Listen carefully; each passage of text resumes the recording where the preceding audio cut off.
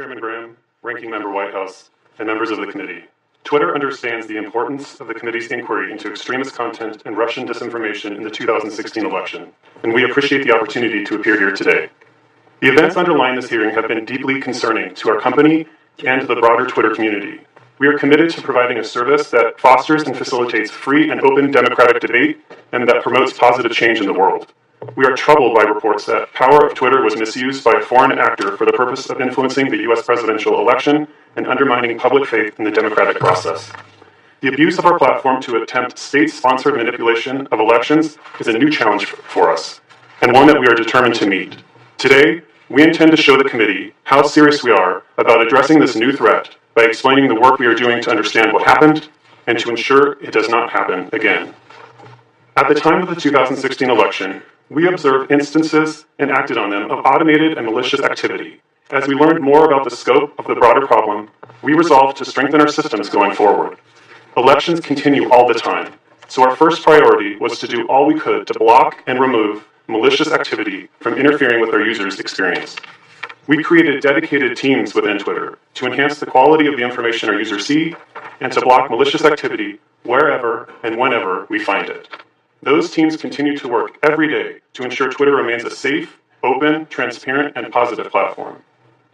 We have also launched a retrospective review to find Russian efforts to influence the 2016 election through automation, coordinated activity, and advertising. While that review is still underway, we have made the decision to share what we know today, in the interest of transparency and out of appreciation for the urgency of this matter.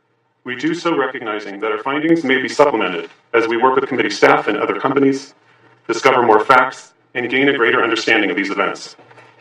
My written testimony details the methodology and current findings of the retrospective review in detail. We studied tweets from the period September 1 to November 15, 2016. During that time, we did find automated and coordinated activity of interest. We determined that the number of accounts we could link to Russia and that were tweeting election-related content was comparatively small, around 1/100% of the total Twitter accounts at the time we studied.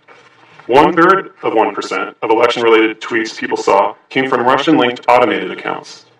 We did, however, observe instances where Russian-linked activity was more pronounced, and we have uncovered more accounts linked to the Russian-based Internet Research Agency as a result of our review. We also determined that advertising by Russia Today and 7 small accounts was related to the election and violated either the policies that existed at the time or that have since been implemented. We have banned all of those users as advertisers, and we will donate that revenue to academic research into the use of Twitter during elections and for civic engagement. We are making meaningful improvements based on our findings. Last week, we announced industry-leading changes to our advertising policies that will help protect our platform from unwanted content. We are also enhancing our safety policies, sharpening our tools for stopping malicious activity, and increasing transparency to promote public understanding of all of these areas. These improvements will further our efforts to fight both terrorist content and disinformation. We will continue confronting these challenges for as long as malicious actors seek to abuse our systems, and we will need to evolve to stay ahead of new tactics. We have heard the concerns about Russian actors' use of Twitter to disrupt the 2016 election and about our commitment to addressing this issue. Twitter believes that any activity of that kind, regardless of magnitude, is unacceptable, and we agree we must do better to prevent it.